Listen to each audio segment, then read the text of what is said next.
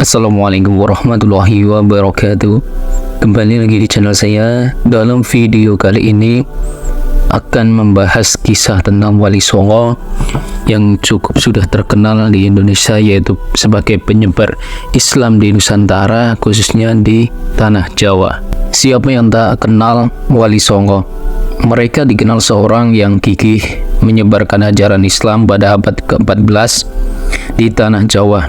Para Wali Songo tersebar di Jawa Timur, Jawa Tengah, dan Jawa Barat. Mereka cepat dikenal masyarakat luas karena kerap berdakwah tanpa memaksa harus masuk Islam. Masyarakat Muslim di Nusantara pasti sudah tak asing lagi dengan Wali Songo. Wali memiliki arti wakil, sementara Songo memiliki arti 9. Dengan demikian, Wali Songo adalah 9 wakil atau wali Allah. Perjalanan dakwah Wali Songo telah dicatat dalam sejarah penyebaran Islam di Indonesia. Mereka telah meninggalkan banyak jejak dalam berdakwah. Wali Songo membawa perubahan besar terhadap masyarakat Jawa yang dulunya banyak beragama Hindu, Buddha. Berikut ini adalah kisah lengkapnya, kisah Wali Songo dalam menyebarkan Islam di Indonesia. Yang pertama ada Sunan Gunung Jati, atau nama aslinya adalah Syarif Hidayatullah. Sunan Gunung Jati Syarif Hidayatullah berperan penting dalam penyebaran Islam di Jawa Barat, khususnya di Cirebon. Sunan Gunung Jati adalah pendiri dinasti Kesultanan Banten yang dimulai dengan putranya Sultan Maulana Hasanuddin pada tahun 1527. Sunan Gunung Jati menyerang kepala Sunda di bawah kepemimpinan Panglima Perang Kesultanan Demak Fathahillah. Sunan Gunung Jati merupakan sosok yang cerdas dan tekun dalam menuntut ilmu. Karena kesungguhannya, ia diizinkan ibunya untuk menuntut ilmu ke Mekah. Di sana dia berguru pada Syekh Tajuddin Al-Qurtubi. Tak lama kemudian ia lanjut ke Mesir dan berguru dengan Syekh Muhammad Atha'illah Asy'adili, ulama bermadzhab Syafi'i. Di sana Sunan Gunung Jati belajar tasawuf tarekat Syadzaliyah. Setelah diarahkan oleh Syekh Atha'illah, Syarif Hidayatullah memutuskan pulang ke Nusantara untuk berguru pada Syekh Maulana Ishaq di Pasai, yaitu di Aceh. Kemudian ia melanjutkan perjalanannya ke Kerawang, Kudus, sampai di pesantren Ampel Denta, yaitu di Surabaya. Di sana ia berguru pada Sunan Ampel. Sunan Gunung Jati lantas diminta untuk berdakwah dan menyebarkan agama Islam di daerah Cirebon dan menjadi guru agama. Ia menggantikan Syekh Datuk Kafi di Gunung Sembung. Setelah masyarakat Cirebon banyak yang memeluk agama Islam, Syarif Hidayatullah lantas lanjut berdakwah ke daerah Banten. Selama berdakwah di Cirebon, Syarif Hidayatullah menikahi Nyai Ratu Pangkungwati, putri dari Pangeran Cakrabuana atau Haji Abdullah Iman, penguasa Cirebon saat itu. Di sana, ia mendirikan sebuah pondok pesantren, lalu mengajarkan agama Islam kepada penduduk sekitarnya. Para santri di sana memanggilnya dengan julukan Maulana Jati atau Syekh Jati. Selain itu, ia juga mendapatkan gelar Sunan Gunung Jati karena dakwah di daerah pegunungan.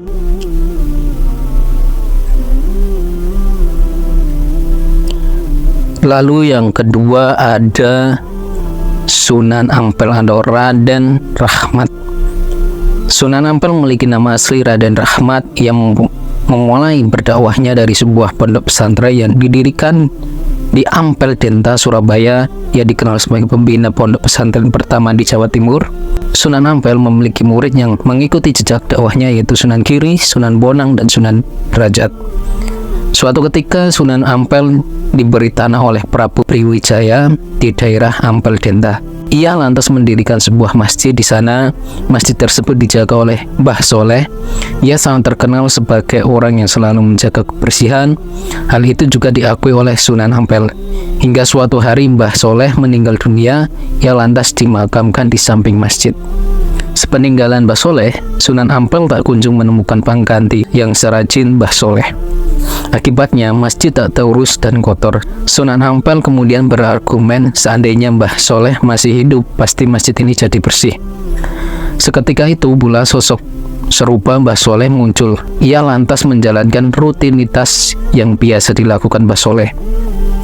Namun tak lama kemudian meninggal lagi dan dimakamkan persis di samping makam Mbah Soleh.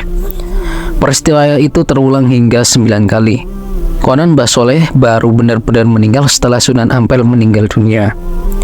Metode dakwah dari Kanjeng Sunan Ampel terkenal dengan keunikannya, di mana ia melakukan upaya akulturasi dan asimilasi dari aspek budaya pra-Islam dengan Islam, baik melalui jalan sosial, budaya, politik, ekonomi, mistik, kultus, ritual, tradisi keagamaan, maupun konsep sufisme yang khusus dan untuk merefleksikan keeragaman tradisi, yaitu khususnya Muslim secara keseluruhan yang dibahas pada buku Mazhab Dakwah Wasatiyah Sunan Ampel. Lalu yang ketiga ada Sunan Gresik Maulana Ibrahim. Sunan Gresik atau yang disebut dengan Maulana Malik Ibrahim. Sunan Gresik Maulana Ibrahim dikenal dengan nama Maulana Maghribi, Syekh Maghribi. Ia diduga berasal dari wilayah Maghrib, Afrika Utara. Namun demikian hingga saat ini belum diketahui secara pasti secara tempat dan tahun kelahirannya. Sunan Gresik diperkirakan lahir pada pertengahan abad 14. Ia merupakan guru para wali lainnya. Sunan Gresik berasal dari keluarga muslim yang taat, kendati ia belajar agama Islam sejak kecil. Namun tidak diketahui siapa saja gurunya hingga menjadi ulama. Pada abad ke-14, Sunan Gresik ditugaskan untuk menyebarkan agama Islam, khususnya di Asia Tenggara. Ia berlabuh ke Desa Leran, Gresik saat itu. Gresik merupakan bandar kerajaan Majapahit. Tentu saja masyarakat saat itu banyak yang memeluk agama Hindu dan Buddha. Di Gresik menjadi pedagang dan tabib. Di sela-sela itu, Sunan Gresik berdakwah. Sunan Gresik berdakwah melalui perdagangan dan pendidikan pesantren. Pada awalnya ia berdagang di tempat terbuka dekat dengan pelabuhan agar masyarakat tidak kaget dengan ajaran baru yang dibawakannya. Sunan Gresik berhasil mengundang simpati masyarakat termasuk Raja Brawijaya. Akhirnya ia diangkat sebagai Syekh Bandar atau kepala pelabuhan. Tidak hanya jadi pedagang andal, Sunan Gresik juga berjiwa sosial yang tinggi. Ia bahkan mengajarkan cara bercocok tanam kepada masyarakat kelas bawah yang selama ini dipandang sebelah mata oleh ajaran Hindu. Karena strategi dakwah inilah ajaran agama Islam secara berangsur-angsur diterima oleh masyarakat setempat. Lalu yang keempat ada Sunan Bonang atau Raden Makhdum. Sunan Bonang adalah salah satu wali Songo yang menyebarkan ajaran agama Islam di tanah Jawa, yang memiliki nama asli Syekh Maulana Makhdum Ibrahim, putra dari Sunan Ampel dari Dewi Condrowati atau disebut Nyai Ageng Manila. Namun ada versi lain yang mengatakan bahwa Dewi Condrowati adalah putri Prabu Kartabumi. Dengan demikian Sunan Bonang adalah Pangeran Majapahit, sebab ibunya adalah putri Raja Majapahit dan ayahnya menantu Raja Pahit. Sunan Bonang menyebarkan ajaran Islam dengan cara menyesuaikan diri terhadap corak kebudayaan masyarakat Jawa. Seperti yang diketahui, orang Jawa sangat menggemari wayang dan musik gamelan. Karena itulah Sunan Bonang menciptakan gending yang memiliki nilai-nilai keislaman. Setiap bait lagu diciptakan diselingi ucapan 2 kalimat syahadat, sehingga musik gamelan yang diiringinya dikenal dengan istilah sekaten. Lalu yang kelima ada kisah Wali Songo Sunan Giri atau disebut Raden Baku. Sunan Giri memiliki nama asli Raden Baku. Ia merupakan putra Maulana Ishak. Suatu ketika ia ditugaskan oleh Sunan Ampel untuk menyebarkan ajaran Islam di Belambangan. Semasa hidupnya, Sunan Giri pernah belajar dari pesantren Ampel Denta, melakukan perjalanan haji bersama Sunan Bonang. Sepulangnya dari haji, ia singgah di Pasai untuk memperdalam ilmu agama. Saat itu, Sunan Giri mendirikan sebuah pesantren di daerah Giri, kemudian ia mengirimkan banyak juru dakwah ke berbagai daerah Nusantara. Sunan Giri juga terkenal sebagai sang ahli tata negara. Yang keenam adalah kisah Wali Songo Sunan Derajat atau biasa disebut Raden Kosim. Sunan Derajat atau Raden Kosim merupakan putra dari Sunan Ampel. Sunan Derajat merupakan seorang wali yang dikenal berjiwa sosial tinggi. Ia banyak menolong yatim piatu, fakir miskin, dan orang sakit. Ia memiliki perhatian yang sangat besar terhadap masalah sosial. Sunan Derajat menyebarkan agama Islam di Lamongan, Jawa Timur. Sunan Derajat merupakan salah satu wali songo yang memiliki banyak nama, yaitu Sunan Mahmud, Sunan Mayang, Sunan Mayang Madu, Sunan Muria Pada, Raden Imam, dan Maulana Hasim. Pada tahun 1484, ia diberi gelar oleh Raden Patah dari Demak, yaitu Sunan Mayang Madu. Di dalam buku Sunan Derajat Merantau untuk Berdakwah, ketika Sunan Derajat datang ke desa Banjar Anyar, Panciran, Lamongan, ia mendatangi pesisir Lamongan yang gersang bernama Desa Celak. Masyarakat sekitar masih menganut agama Hindu dan Buddha. Di desa tersebut, Sunan Derajat membangun musola untuk beribadah dan mengajarkan agama Islam. Selain itu, Sunan Derajat juga membangun daerah baru dalam hutan belantara. Ia mengubahnya menjadi daerah yang berkembang, subur, serta makmur. Daerah tersebut bernama Derajat. Oleh sebab itu diberi gelar Sunan Derajat. Lalu yang ketujuh, Wali Songo Sunan Muria Raden Umar Syahid. Sunan Muria merupakan seorang wali songo yang sangat berjasa bagi penyebar agama Islam di Nusantara, terutama di daerah pedesaan. Ia gemar bergaul dengan masyarakat kalangan bawah. Hal itu membuat masyarakat mudah menerima ajaran yang disampaikannya. Membaurnya Sunan Muria dengan masyarakat dikenal dengan istilah topo ngeli, artinya menghanyutkan diri dalam masyarakat. Sunan Muria berdakwah dengan metode tersebut hingga di Gunung Muria. Sunan Muria sendiri berasal dari nama Gunung Muria, di mana tempat beliau berdakwah, mendirikan masjid dan pesantren, serta tempat beliau dimakamkan kelak. Selain itu, ia juga berdakwah lewat kesenian seperti gamelan, wayang, dan tembang Jawa. Ajaran Sunan Muria meliputi penghayatan kebenaran dan ketaatan kepada Allah, wirid, kesederhanaan, kedermawanan, dan ajaran dakwah secara bijak dalam menghadapi budaya masyarakat yang dianut khususnya di Jawa. Karena dakwahnya, ada beberapa hasil kesenian peninggalan Sunan Muria yang masih bisa dipelajari hingga saat ini. Di antaranya yaitu tembang Kinanti dan Sinom. Tembang Kinanti dikenal karena menceritakan tentang bimbingan dan kasih sayang orang tua kepada anaknya.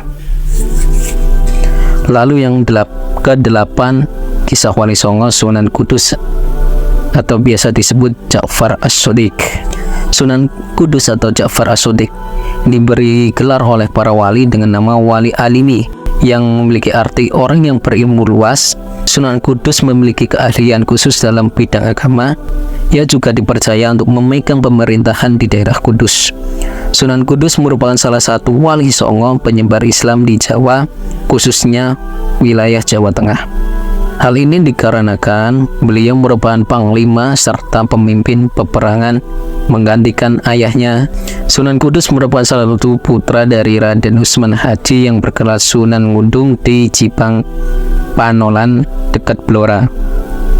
Selain belajar agama kepada ayahnya, Sunan Kudus juga belajar kepada beberapa ulama terkenal seperti Kiai Telingsing, Kiai Ageng Ngerang, dan Sunan Ampel.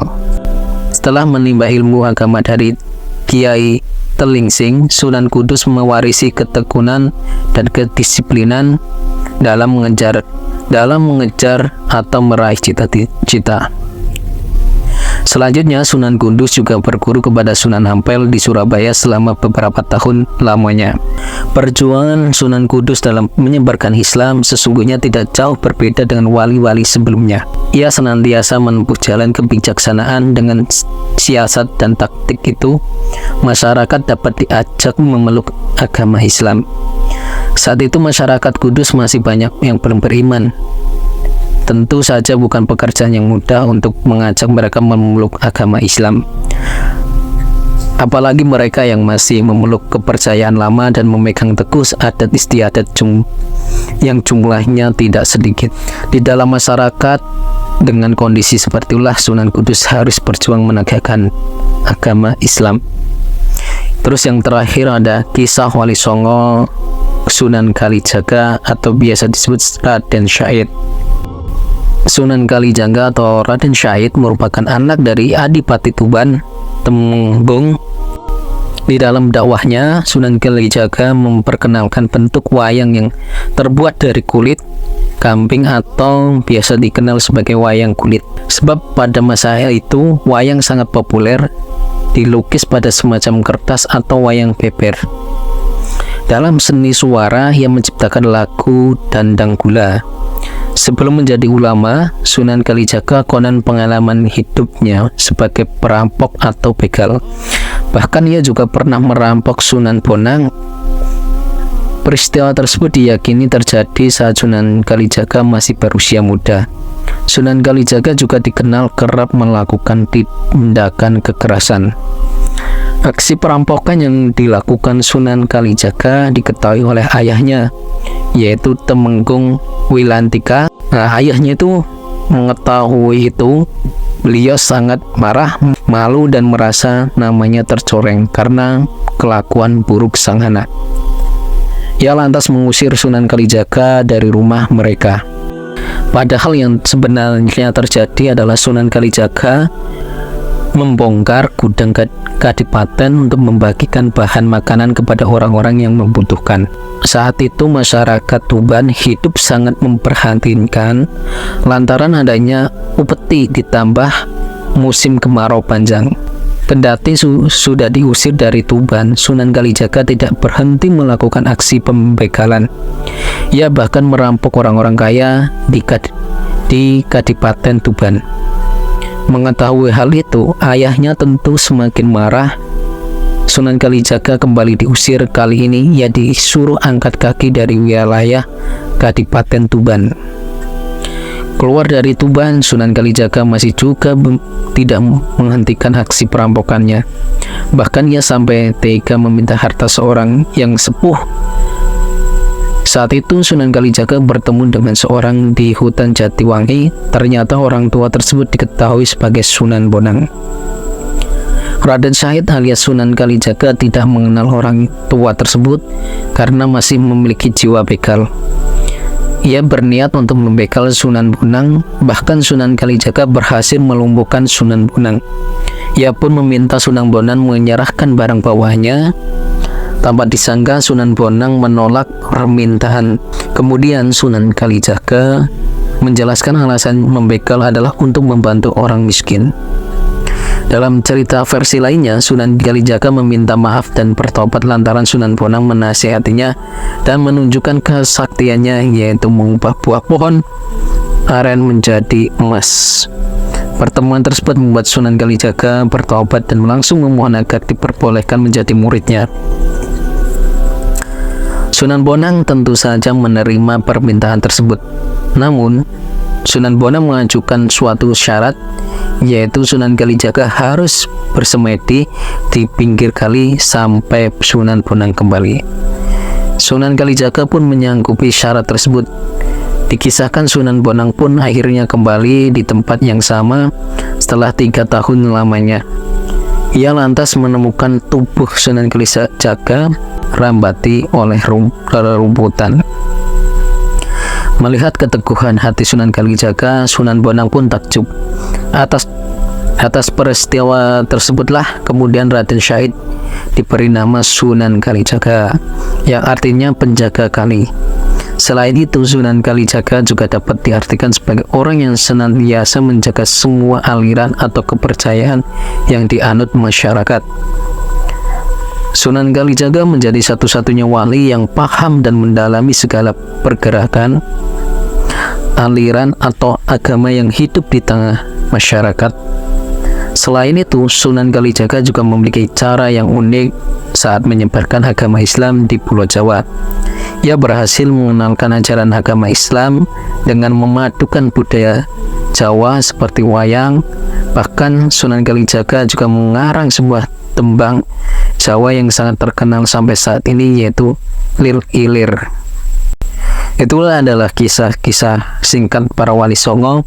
Mungkin kedepannya dalam video berikutnya saya akan membahas satu persatu kisah para wali dengan detail dan jelas. Semoga cerita singkat ini bisa